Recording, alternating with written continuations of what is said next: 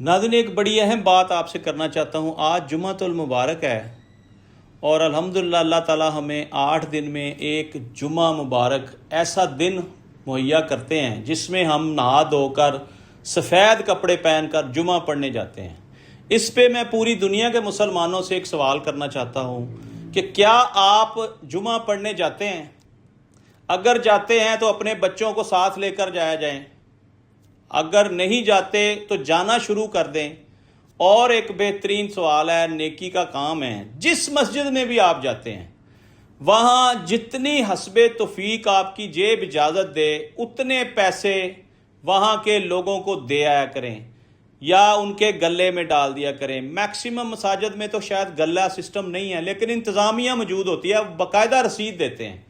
ये ऐसा अमल है जो आपकी बख्शिश का जरिया बनेगा, क्योंकि बेशुमार ऐसे नमाजी हैं जो जाते हैं नमाज पढ़ के तो कपड़े झाड़ कर आ जाते हैं। आप इस नीयत से जाया करें कि हम अल्लाह के घर जा रहे हैं और हम अल्लाह का घर जो है उसको आबाद रखने में अपना हिस्सा डाल रहे हैं।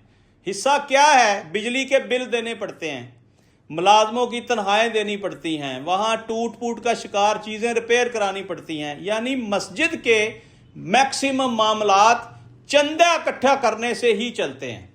तो ये बात मेरे दिल में थी, मैंने कहा कि बीइंग अ मुस्लिम मुझे इस बात को पूरी दुनिया तक फैलाना चाहिए कि अगर आप नमाज पढ़ने जुमा पढ़ने नहीं जाते तो हर सूरत जाया करें।